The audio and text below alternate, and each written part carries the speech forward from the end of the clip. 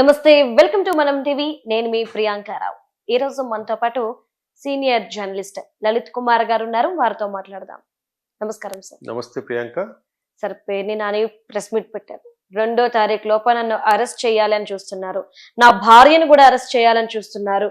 ఇంట్లో ఆడవాళ్లపై మీ ప్రతాపం ఏంటి, వాళ్ళని జైలుకి ఈడుస్తారా అని చెప్పి ఈ రోజు ప్రెస్ మీట్ పెట్టి ఫైర్ అవుతున్నారు. ఏంటి సార్, ఎలా చూడాలి ఈ మాటల్ని? ఆయన ఫైర్ అయినట్టు లేదు. అది ఆయన నేను ఎక్కడికి పారిపోలేదు, ఎక్కడా దాక్కోలేదు అని ఇప్పుడు బయటకు వచ్చి చెప్తున్నాడు. ఇన్ని రోజుల నుంచి సోషల్ మీడియాలో పారిపోయాడు, కనపడడం లేదు అని చెప్పి వెతుకుతున్నారు పోలీసులు అని చెప్పేసి న్యూస్ వస్తుంది. కానీ ఇన్ని రోజుల్లో ఏ రోజు ఆయన బయటకు వచ్చేసి నేను ఎక్కడికి పారిపోలేదు, ఇక్కడే ఉన్నానని చెప్పి, ఏ ప్లేస్ లో ఉన్నానని చెప్పేది కూడా చెప్పలే ఆయన. అవును, ఈ రోజు బయటకు వచ్చాడు. ఎందుకు వచ్చాడంటే అతన్ని ఈ ప్రభుత్వం 2వ తేదీ లోపల అరెస్ట్ చేయబోతుంది అనే సమాచారం అందింది. కాబట్టి అతను 2వ తేదీ అతనికి సంబంధించిన తన అరెస్టు ఆపేందుకు జనవరి 2వ తేదీ ఏదైనా కోర్టు ద్వారా ఉత్తర్వులు రావచ్చు అనే ఆలోచనతో ఆయన ఉన్నారు. ఆ లోపలనే వీళ్ళు అరెస్ట్ చేస్తారేమో అని భయం పట్టుకునింది ఆయనకి. ఆయన ఇమ్మీడియట్ గా ప్రెస్ మీట్ పెట్టారు. ఈ రోజు ఆయన చేసిన ప్రెస్ మీట్ లో పెట్టిన అంశాలు ఏంటంటే,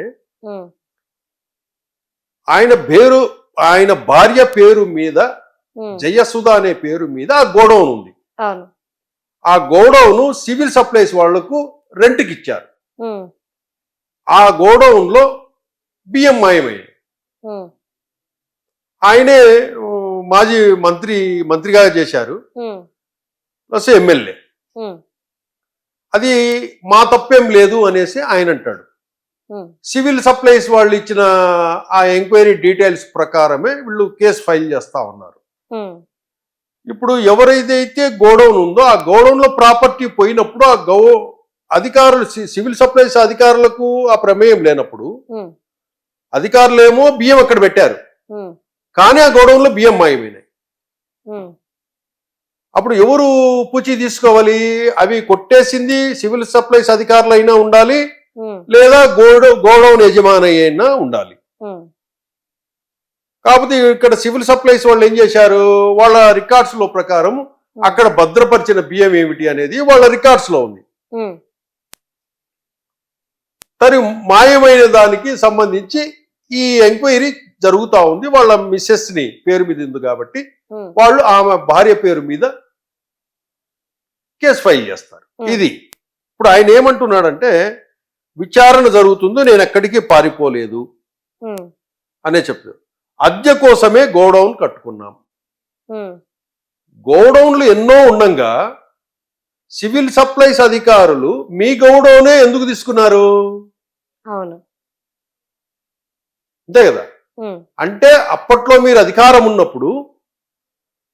అధికారంలో ఉన్నప్పుడు మీ గోడౌను సివిల్ సప్లైస్ కి అంటగట్టారా? గోడౌన్ కింద అసలు ఆ గోడౌన్ కి రెంట్ ఎంత తీసుకుంటున్నారు నెలకి? ఈ 5 సంవత్సరాలు ఎంత తీసుకున్నారు? ఇదే గోడౌన్లకి వేరే గోడౌన్లకి ఎంత రెంట్ ఉంది, మీరెంత తీసుకున్నారు రెంట్ అనేది విషయం కూడా క్లారిటీ ఇవ్వాలి. అది ఇవ్వాల. నెక్స్ట్, ఏ తప్పు లేకపోయినా మా లేడీస్ ను అరెస్ట్ చేయాలని ఒక మంత్రి కుట్ర పన్నుతున్నాడు అన్నారు. లేడీస్ ను అరెస్ట్ చేయడానికి కుట్ర ఎందుకు పన్నుతున్నారు? మీరే ఏం చెప్పారు? గోడౌన్ నా భార్య పేరు మీద ఉందని మీరు చెప్పారు. అది కుట్ర ఎలా అవుతుంది? ఇది ఒక పాయింట్. నెక్స్ట్, నేను పారిపోయానని చెప్పేసి ప్రచారం చేస్తున్నారు అన్నారు. అంటే గత 15 రోజులుగా మీరు కనపడటంలా. ఈ కేసు విచారణ ఎప్పుడైతే రికార్డ్స్ లో అవన్నీ ఎవిడెన్సెస్ తీసి ఇన్ని బియ్యం మూటలు మాయమైనాయని చెప్పిన తర్వాత నుంచి మీరు కనపడంలా. మీరు ఎక్కడ తిరుగుతున్నారు? మీ లాయర్లు కోర్టు చుట్టూ తిరుగుతున్నారు. కాబట్టే మీరు మీడియాలో కనపడలేదు కాబట్టి పారిపోయారని చెప్పారు. ఆ రోజే పారిపోయారని చెప్పిన న్యూస్ వచ్చిన రోజే మీరు ఆ రోజే బయటకు వచ్చి చెప్పిండాల్సింది. మీరు ఆ రోజే ప్రెస్ మీట్ పెట్టి ఉండాల్సింది. ఇప్పుడు ఎందుకు పెడుతున్నారు? ఇదొక ప్రశ్న. నెక్స్ట్, సామాన్య ప్రజలు ఆలోచించాలి. నేను 3 సార్లు ఎమ్మెల్యేగా చేశాను. ప్రభుత్వ రూల్స్ ఏంటో నాకు తెలుసు. నా తల్లి మీద ఒట్టేసి చెబుతున్నా, ఎలాంటి తప్పు చేయలేదు. నేను, నా భార్య ఎలాంటి అవినీతికి పాల్పడలేదు అనేసి చెప్పాడు. ఈ నా తల్లి మీద ఒట్టేసి చెబుతున్నా అనే మాట మీరు కోర్టుకు వెళ్ళి చెప్పండి. ఇక్కడ ప్రజలకు చెప్తే వచ్చే మీకు బెనిఫిట్ ఏముండదు. మీ మీద ఇటు మీరు ఏం చెప్తారో అవన్నీ కూడా కోర్టులో చెప్పండి. నేను నిజాయితీ పరుణ్ణి, మేము తప్పు చేయలేదని అక్కడ ప్రూవ్ చేసుకోవాలి. అవును. ప్రెస్ మీట్ లో పెట్టి చెప్పడం వల్ల వచ్చే లాభం లేదు. నెక్స్ట్, తప్పు చేసి ఉంటే ఈ 5 నెలలు ఏం చేశారు అన్నారు. 5 నెలల నుంచే అంటే రాష్ట్రంలో మీ ఒక్క తప్పే లేదు, కొన్ని వేల తప్పులు ఉన్నాయి. కాబట్టి ఆ తప్పులన్నీ వెతికే పనిలో కూటమి ప్రభుత్వం ఉంది. కాబట్టి 5 నెలలకు మీ తప్పు మీరు చేసిన తప్పు బయటపడింది. కూటమి ప్రభుత్వం ఏర్పడిన తర్వాత మీ పరిపాలనలో ఏమేం తప్పులు జరిగాయో అవన్నీ కూడా తీస్తూ వస్తున్నారు. మీ కేసు మాత్రం, మీ తప్పు మాత్రం 5 నెలల తర్వాత దొరికింది. ఇది ఆన్సర్. నెక్స్ట్, నన్ను జనవరి 2వ తేదీలోగా అరెస్ట్ చేయాలని చూస్తున్నారని తెలిసింది. అవును, మీరు తప్పు చేయనప్పుడు మీకు దేనికి భయము? జనవరి 2వ తారీఖు కాకపోతే డిసెంబర్ 31 చేయనియండి. మీలో తప్పు లేనప్పుడు, మీరు నిజాయితీ పరులు అయినప్పుడు నేరుగా పోలీస్ స్టేషన్కి వచ్చేసి సరెండర్ కండి. పోలీసులు మీకోసం తిరగటం దేనికి? మీ లాయర్లు కోర్టుల చుట్టూ తిరగటం దేనికి? ఇది కదా. మీలో ఏ తప్పు లేకపోతే డైరెక్ట్ గా ఎంక్వైరీ ఆఫీసర్స్ దగ్గర అటెండ్ కండి,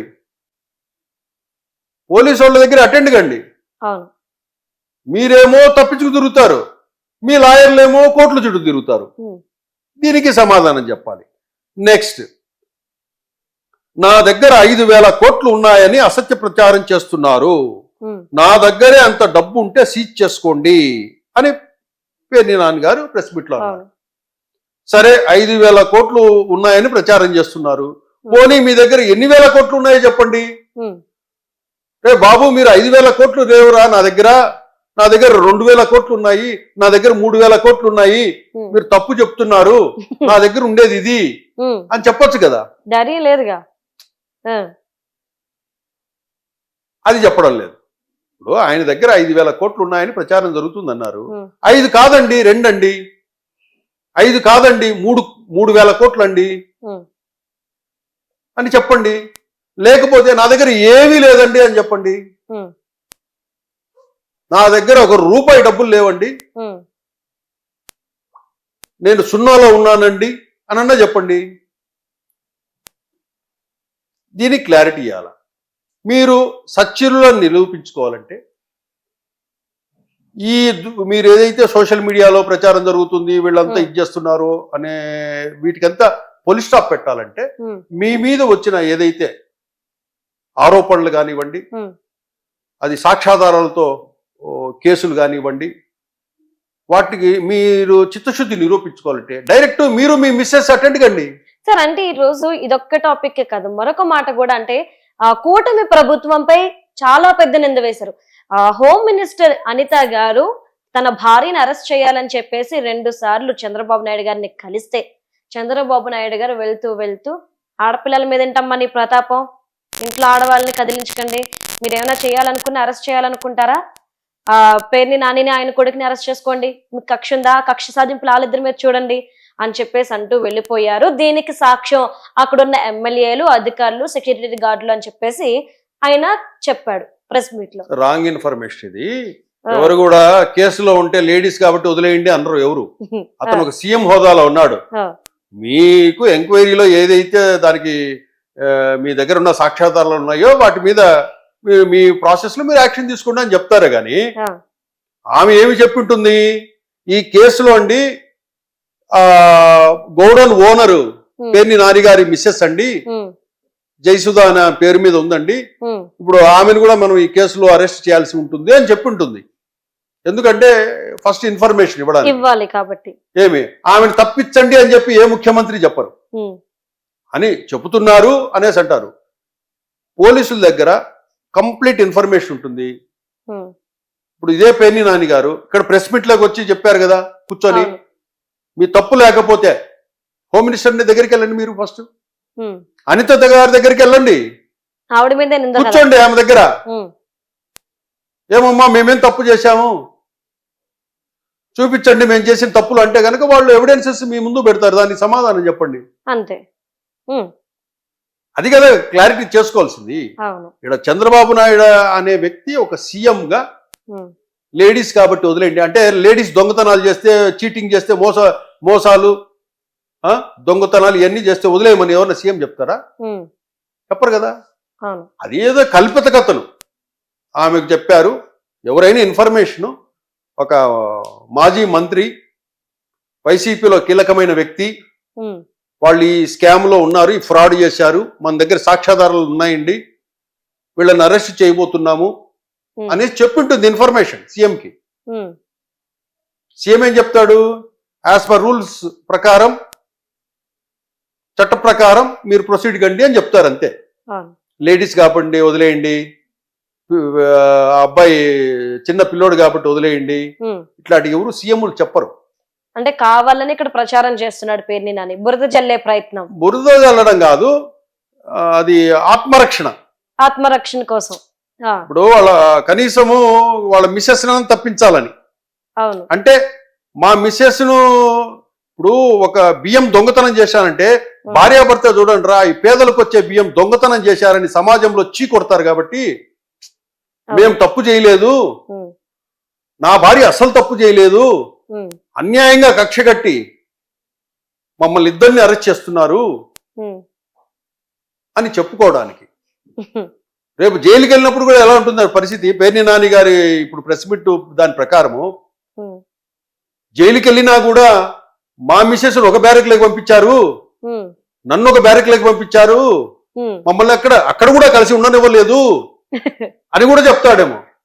అంటే భార్యాభర్తల కోసం ప్రత్యేకంగా జైలు లాంటివి లేవు కదా సార్? లేవు అంటే ప్రభుత్వం కక్ష కట్టి మమ్మల్ని జైల్లో కూడా విడదీసింది అని కూడా చెప్తాడేమో అని. ఓకే, అంటే ఆయన చాదస్తము, ఆయన ప్లానింగ్, ఈ రోజు ప్రెస్ మీట్ ఇవన్నీ చూస్తే అర్థమవుతుంది. ఓకే ఓకే, వాళ్ళు ఎంతకైనా దిగజారుతారు, ఏదైనా మాట్లాడగలరు అనడానికి. మన స్టేట్ లో గత పాలనలో జరిగినన్ని స్కాముల్లో ఇది ఒకటి. ఇది ఇక్కడే కాదు, చాలా మంది ఎమ్మెల్యేలకు ఆయా నియోజకవర్గాలలో వచ్చిన ఈ రైస్ ఏదైతే ఉన్నాయో పేదలకు సంబంధించి, వాటిలో అన్ని నియోజకవర్గాల్లో కూడా మాక్సిమం చీటింగ్ జరిగింది. కొన్ని బస్తాలు అమ్మేసుకున్నారు. ఈ ఎంక్వైరీలు అన్ని బయటపడతా ఉన్నాయి. ఇక్కడ ఒకటే చోట్ల కాదు జరిగింది, చాలా చోట్ల జరిగాయి. ఇంకా అన్ని బయటపడాల్సి ఉంది, ఇంకా చాలా బయటపడతాయి. Okay right, thank you so much sir. Thank you Priyanka.